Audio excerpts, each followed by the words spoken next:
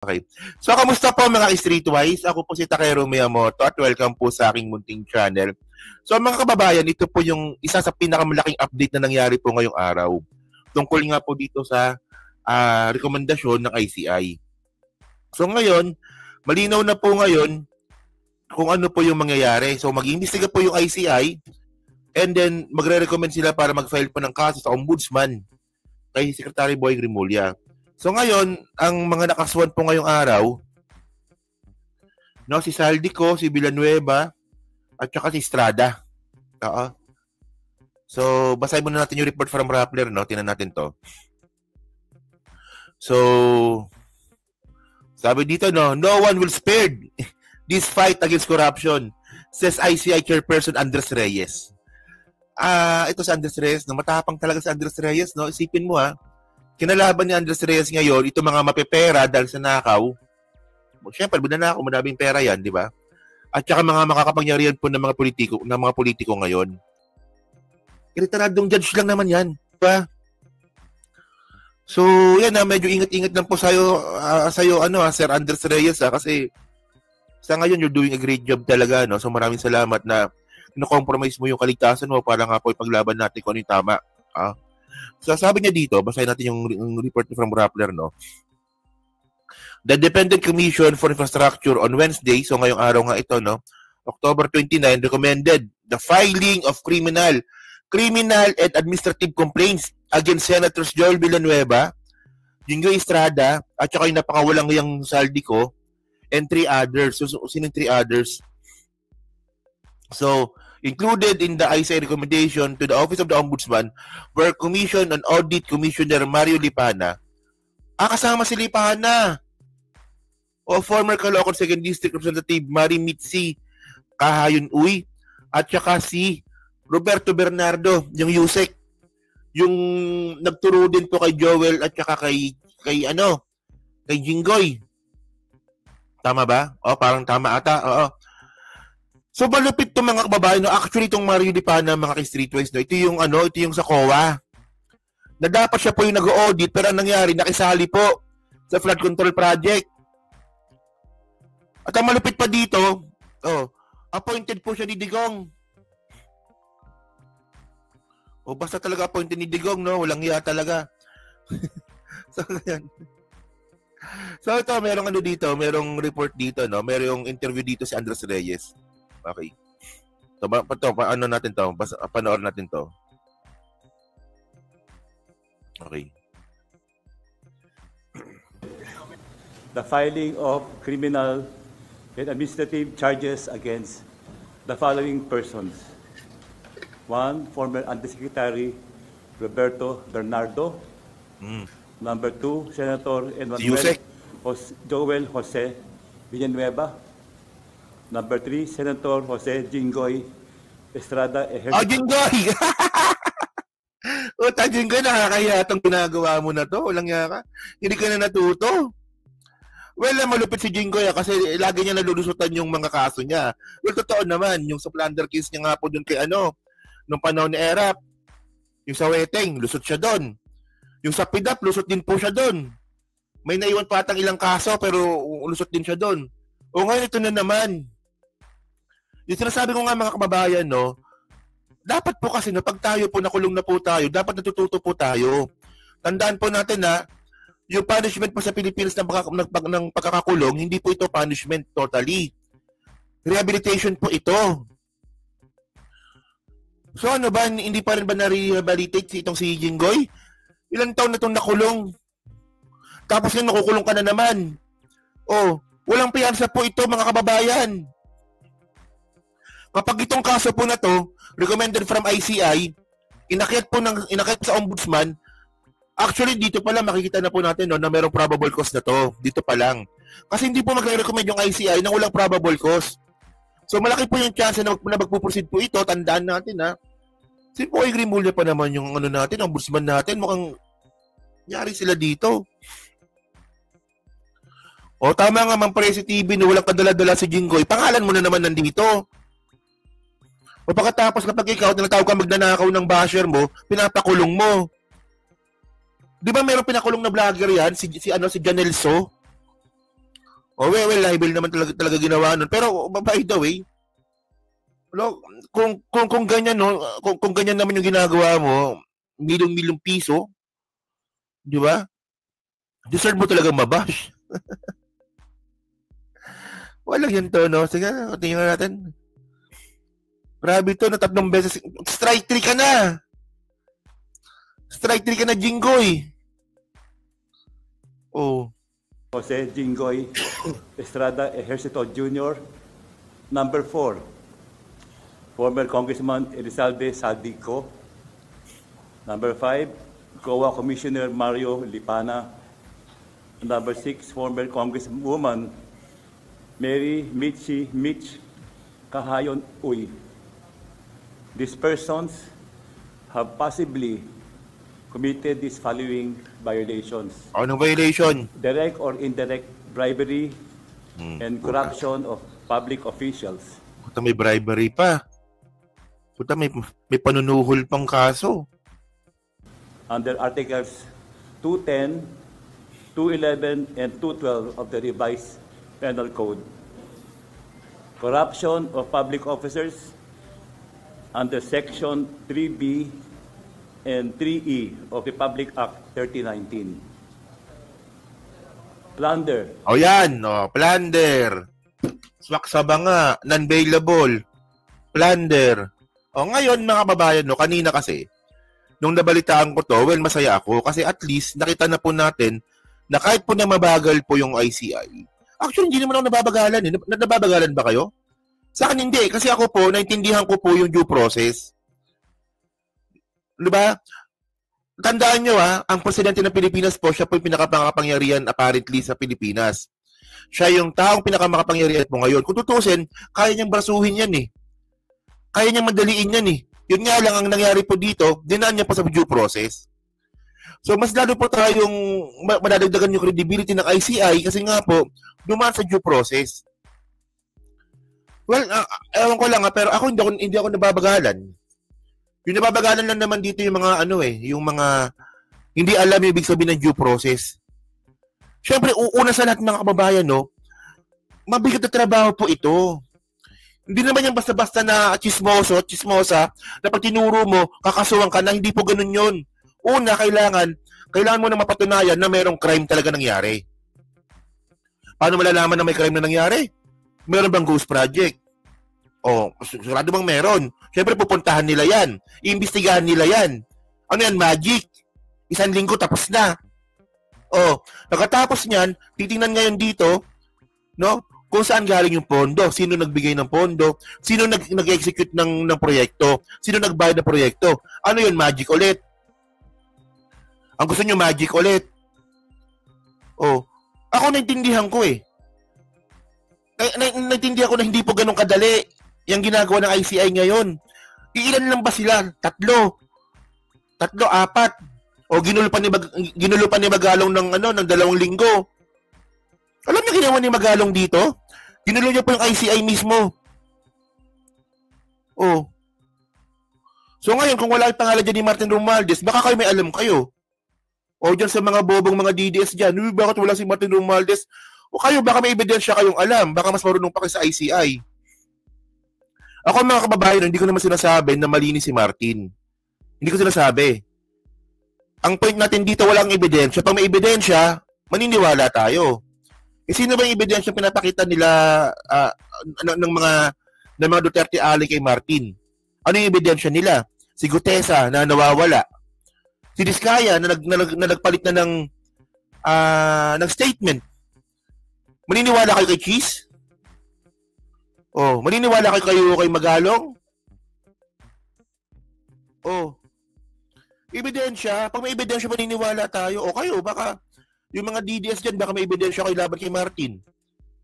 Punta kayong Samar. Ang ganda ko ebidensya dun. Hindi kasi pwedeng haka-haka lang dito. Tulad ng gusto ng mga DDS. Ngayon, nasabi nga natin dito, may chance naman po talaga na posibleng hindi nakikilo si Saldico nang walang utos si Martin. Pwede naman yun. Oo. Yun nga lang, pagpasok po ng Bicam, wala naman yung pirma ni Martin. Ang may pirma doon, si Cheese. Especially ngayong small committee. 2 tao lang yung nandun. Si Cheese lang tsaka si Elizalde ko. Hindi alam ng mga DDS yung due process. Oo nga, di nila alam. Ang alam na kasi ng mga bobong mga DDS, patay-patay, droga-droga. Ayun na kasi alam ng mga yan eh. O, pero malino, tama nga yan. Pero ang malino dito mga ka-streetwise, no? Kaya lang naman nila ini-implicate itong si Martin para idamay na po si PBBM. Ganoon na naman yun eh. Ganyan yung utak ng mga yan eh. Well, kung si PBBM damay dito, hindi naman siguro tayo tanga para hindi makita yun. Tama, di ba? O kayo ba? O dyan, ilan tayo? Marami tayo ngayon. O, kayo ba? Kunwari, may ebidensya kay Presidente na siya ay sangkot sa flood control. Maniniwala tayo. Tama, di ba? O, sa akin wala pa eh. O, bakit wala dyan? Di, si Diskaya naroon na. Si Diskaya meron na siya. Pangalawa na po kasi ito. O nga pala, no? Pangalawa na po ito. Pangalawang listahan na po ito. Sa unang listahan, nandun po si Diskaya. Oo. Sa unang listahan, nandun po si Diskaya. Ito, pangalawa na to, pero wala pa rin si Cheese. Oh. Yeah. Grabe to. Continue natin, sige. As defined and penalized under Section 2 of the Public Act 7080.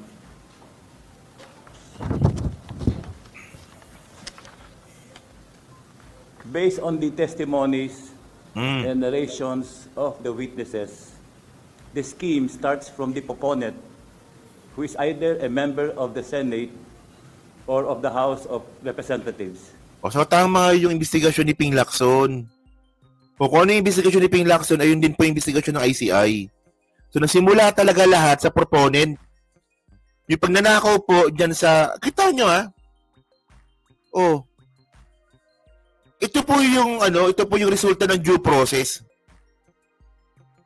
Pangalawang batch na po ito. Pangalawa na to. Oo, pangalawa na to. Sana sa pangatlo nandun na si Cheese.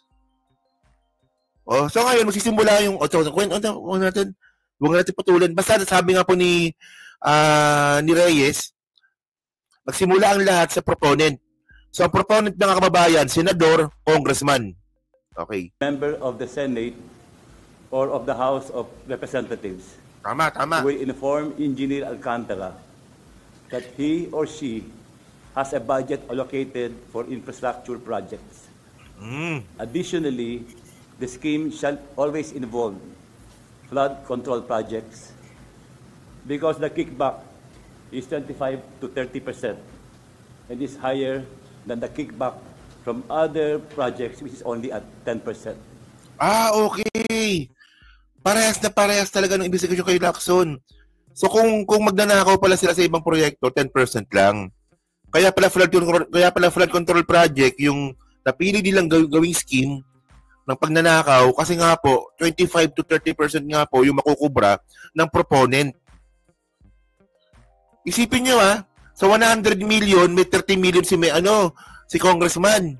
So 100 million po na proyekto, meron pong 30 million si congressman o kaya si senador. Lupit, di ba? From here, Engineer Alcantara will direct Engineer Hernandez to make a list of projects based on the budget that the proponent has. The list is then given to Juan Carlo Rivera, who will then transmit it either to the... Okay, ito magandang tanong to. My question is, why Romualdez let this happen? Okay, hindi nyo talaga maintindihan nyo ng mga kababayan kung hindi po natin pag-aaralan kung paano ginagawa yung budget. Doon natin maintindihan kung bakit nakalusot ito at kahit sa presidente. Actually, second topic ko yan eh. Third topic ko yan eh. Pero, daanan na rin po natin ngayon. Ganito yan. Maganda yung tanong eh. Kasi, paano nakalusot kay Martin? At paano ito napirma ng presidente? Okay. Alam niyo ba paano ginagawa yung budget? In the first place, mga kababayan, merong net. Galing to sa DBM. So, dito po, nakalista po dito kung gaano kalaki po yung budget allocation. Kung gaano kalaki yung perang kailangan paghati-hatian. So, doon na po papasok dito yung Senate at saka Congress. So, makakaroon ng first reading, third reading, second reading. Masalimuot po na proseso yan kasi lahat po ng departamento interrogate. Ganun dapat. Ganun dapat. So ngayon, na mangyayari ngayon dito, alam niyo ba kung gaano kahaba, kung gaano kadami yung budget? Ganyan po kakapal yun. Libo-libong page po yung budget natin sa isang taon. Ganyan po lahat nakalagay dapat. Ngayon, syempre, base po sa batas natin, meron siyang prosesong dadaanan. At kaya nga meron prosesong dadaanan kasi nga po, tiwala ang konstitusyon natin na gagawin ng mga senador at mga congressman yung kanilang trabaho. Pero nangyari dito mga kababayan, may first reading, may second reading, may third reading, pinasok nila ng BICAM. Yung first reading, second reading, at third reading, lahat tayo nakikita natin lahat yun. Televised po yun. Araw-araw po, pag mayroon pong budget deliberation, nakikita po natin yun. Ngayon, yung magic nangyayari po dito, pagpasok po ng BICAM. Medyo gets nyo ba? Gets nyo ba? Okay. Ngayon, pagpasok po ng BICAM, dito na papapasok yung insertion. At yung BICAM po na yun, mga streetwise, hindi na po kasama lahat ng senador dito. Hindi na po kasama dito lahat ng mga congressman. Iilang tao lang dito. Mga 20 congressman at saka senador lang ata ito. Yung mga pirma-pirma na ganito, pakita ko ulit ha. Ito yung BICAM. Saan ba yan? Ito. Ito yung BICAM. Kita nyo ba? Labo eh. Labo. Yan ba? Labo ng BICAM.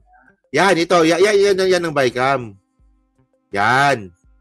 Yan mga pumirma na yan. Ito po ang BICAM. So, hindi na po kasama dito yung lahat ng senador, piling senador at congressman lang po dito. Dito na po papasok yung insertion. Ngayon, kapag hindi ka nakapirma dito, wala kang alam dito. Ang tanong ba dito? Andito ba yung pangalan ni Martin? Andito ba yung pangalan ni Martin nga? Ang nakalagay dito, pangalan ni Cheese. May pirma pa siya. Ayan no. Si Cheese yan no. O, Cheese Escudero, may pirma pa siya. Oh. So, yun. So medyo gets nyo na ba? Ngayon, pagpasok po ng BICAM na yan, may insertion na sa BICAM. Doon na naman po papasok, no, yung smaller BICAM pa. May smaller BICAM pa. 2 tao lang po yung nasa smaller BICAM. Si Saldico at saka si Cheese. At wala pong pirma dito si Martin Romualdez from 2023 tama to 2025. Oh. So sinisingit lang po nila 'yan. Ngayon, kung sinasabi ninyo na bakit pinirma ng presidente 'yan? Bakit nakalusot kay Martin? Ang point niya dito, dumaan sa proseso eh. So mas maganda na lang wala na ng proseso. Presidente na lang gagawa ng budget. Pwede ba 'yon? Hindi pwede 'yon kasi nga ayun po nakalagay sa natin, sa konstitusyon natin. So ganun po 'yun. Ang importante dito mga kababayan, may nakawala nangyari, nakita, nahuli, at ngayon po pinapanagot po sila. Oh, at ano ba, medyo gets ba? Kasi medyo masalimuot kasi usapin yan eh.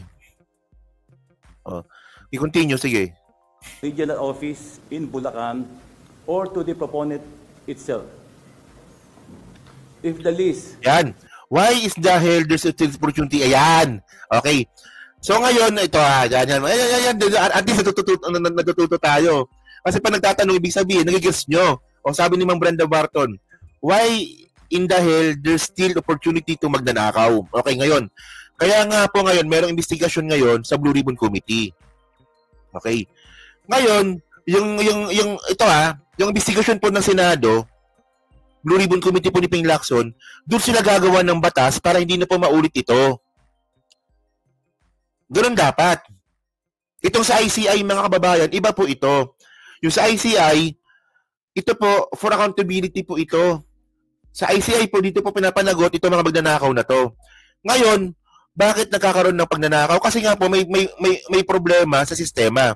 Kaya ngayon, ginagawa ngayon ng Senate, nag-iimbestiga sila para po makita kung saan ba nagkamali at ayun po lilinisin nila. Ganun dapat. Dapat ganun. Kaya ngayon, kung makikita ngayon natin, no, kung magkakaroon nga ng investigasyon ulit sa Blue Ribbon Committee, Singilin ngayon natin sila ng Senate bill. O mga senador, nagpa-hearing na kayo sa Blue Ribbon Committee. Nasaan na yung Senate bill ninyo para hindi na maulit ito? So gets na, okay. Tama ba? Gets ba yung explanation? Sige. Maganda yun, yung ganung mga tanong. At least intindihan po natin, di ba? Maganda yung ganung klaseng mga tanong. Oo. Di ba? Paano nakalusot kay Martin? Bakit nagkakaroon pa rin ng nakawan? Di ba? Magandang tanong yung mga ganun. Was forwarded to the Ibig sabihin, natututo po tayo sa politika. DPWH. O kaya kasi Marcoleta, di ba? Hindi ko alam ko yung Marcoleta eh. Ibig na makatulong, pabigat pa eh. Regional Director. It will be included in the National Expenditure Program, or what we call NEP-NEP. On the other hand, if the list is given to the proponent itself, he or she would insert the projects in the House General Appropriations Bill. Yun! O yan ha. Kapag yung senador tsaka yung congressman, syempre, napaka-unfair naman nun, di ba? Dumaan sa first reading, dumaan sa second reading, dumaan sa third reading po yung budget, nakita natin lahat. Tapos bilang itong si congressman tsaka si senador, bilang nila mag-i-insert sa GAA. Mag-i-insert na pa sa GAA yung mga yan. Nang wala pong nangyaring debate. Dahil dapat din mag-imbestigahan yung DBM. Sa DBM kasi nagsisimula yung budget eh. Pero yung pag-allocate ng budget, wala sa DBM eh. Di ba yung paghati-hati eh. Wala natin. Parang ang pinakamatinding dapat talaga imbestigahan talaga dito, congressman, senador, COA, tsaka yung mga nag-execute. Oo. Called HGAB, or bicameral insertions wherein it would be reflected in the General Appropriations Act known as GAA. Once the projects were reflected in the NEP or GAA, Rivera will make a summary of the projects while Engineer Alcantara would then choose the contractors who would then implement the project. O yan ang problema pag power of the purse, no? So, anong nangyari pala dito, kunwari si Joel Villanueva, kasali sa BICAM, nakapag-insert. Ngayon, sasabihin na lang pala ni Joel kay Alcantara, uy, nakapag-insert na ako, hintayin nyo na lang yung budget. So, hati-hati tayo. Ganun pala. This would trigger the payment or obligations or SOP to the proponent. Dapat pagbawal ang insertion. Oo. Nang walang debate. Tama. Oo. Dapat ganun. An advance payment of 10% of the budget allocation when the net is released, while the remaining 15% would be paid off to the proponent when the GAA is passed. Sige, tuloy. If the insertions were included in the GAA, the whole 25% SOP is given to the proponent. This 25% Grabe, no? payoff is advanced by the contractor. Actually, ito honestly mga kababayan. Honestly, walang kasi alam ko maraming mga PBBM supporter dito, no, tayo, no. Ang nangyari talaga dito, naisahan talaga si presidente. Sa totoo lang, naisahan si presidente ng 2 taon. Ganun po nangyari dito. Well, tandaan po natin nangyari po ito nung panahon nga po ni Digong, naging kultura na. Tapos ngayon, pagpasok po ng every year budget, pag pumipirma pa rin presidente, tuwan-tuwa yung mga nag-insert. Siyempre, nakalusot eh. Once po na napirma na ng presidente yan, batas na yan. So, kung kayo ba naisahan ba, hindi kayo magagalit? Diba? Hindi katulad ni Digong. Diba? Hindi katulad ni Digong. Si Digong, 5 taon po nalusutan. Hindi ko nga alam kung nalusutan o pinalusot. Walang ginawa. Oh. Pero ngayon mga kababayan, no, sa loob ng from 2023, 2024, tatlong beses pala, 2025 pa pala. 'Di ba? Kasi ang point natin dito, presidente ka. Alam mong dumaan sa sistema yung paggawa ng budget. So, ikaw bilang presidente, hindi mo naman natrabaho 'yun. Na busisiin yan isa-isa. Kasi ginawa na nga nila trabaho nila eh. So, ano bang gusto ng mga DDS dito? Yung ginawa ng mga congressman na first reading, second reading, third reading. Pati yung kakasiguin yung mga secretaries. Gagawin din ng Office of the President. Parang hindi eh. Mas maintindihan po talaga natin yan kung bakit nakaganyan yan, kung maintindihan din po natin kung paano pa ginagawa yung budget. O, di ba? So, tandaan nyo mga kababayan na nagsimula po ito lahat sa Build Tidigong. Ngayon malinaw na mga kababayan kung bakit merong build. Ito, ilang beses na natin na content ito Yung Build Tidigong, 119 po yung nakalista. Pero nagawa lang pala 12. Yun yung natapos. So, budol yun. So, kaya pala merong Build Tidigong para magkaroon po ng mas malaking budget yung DPWH, tapos ghost project lang pala. Siyempre, nakuha nyo kung anong klaseng scheme ginawa ni Digong dito. Oh, build. Ganyan, build. Siyempre, ikaw naman Pilipino na walang alam, nakita mo, tumaas yung budget ng DPWH, ang isipin mo, siyempre, build nga, kailangan ng budget. Yun naman pala, gagawing ghost project. At ngayon po, naging sistema na nga po ito. Hanggang ngayon na po, napunta na po tayo dito. Bulsa, di ba? Budol pala yon, yung build na yan. Oo. To ensure that the project will be awarded to them. Their testimonies and affidavits named above-mentioned government officials or former government officials as primarily involved with these violations. With this filing, we remain true to our commitment to the Filipino people. Very good. No one will be spared in this fight against corruption. Politicians and government officials will be investigated and charged by credible evidence. Those found responsible will face the consequences and held accountable under the rule of law. To aspiring criminals, crime will not and does not pay. We will continue to investigate, follow the evidence, pursue charges to the very last man involved. Justice will not be delayed this time. Sabi ng ICI, until the last man involved, papanagutin daw po nila ito. So, good job. Di ba? Good job. Ay, masasabi natin dito. At ngayon, mga kababayan, malinaw naman po, na yung sinasabi po ng mga DDS na walang ginawang ICI, puro lang pa-presscon, ito na po. Umuusad na po. May kakasuhan na po. At pag sila po nakasuhan ng bailable case, makukulong po sila. Actually, natatawa ko kay Jinggoy, no? Alam naman ni Jinggoy yun. Na plunder case yung gagawin niya. Sabi ng ICI, di ba? Alam mo non-bailable case, ba't ginawa mo pa rin? Gagawa ka na lang ng kaso, same crime pa ng ginawa mo dati. Na alam mong non-bailable case.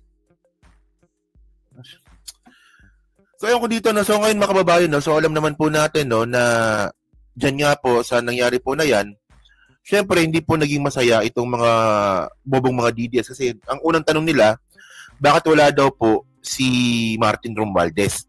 Ngayon, pasok tayo kay Martin. Di ba? So, simple na naman mga kababayan Ganito na naman gusto kong sabihin dito Sabihin na nga natin na si Martin is hindi siya ganung kakarismatic na tao. Sabihin na nga natin na si Martin is hindi siya ganung kagusto ng mga tao. Even me, kahit ako, di ba? Hindi ko siya ganung type Totoo lang. Pero tayo po, marunong po tayo mag-appreciate ng ginagawa ng isang politician. Well, na-appreciate ko nga po yung ginawa ni Martin sa Quadcom. Na pinabayaan po ni Martin na imbestigahan ng mga Duterte. Malaking bagay po yun. Di ba? Yung mga proyekto po ni PBBM, 100% po na priority bills na paggawa po ni Martin na in the first place, ayan naman po talaga trabaho ng mga congressman, gumawa ng batas. Nagawa din po ni Martin din po yun. Oh, ito yung presyo ng bigas, bumaba dati. Ngayon tumataas na naman.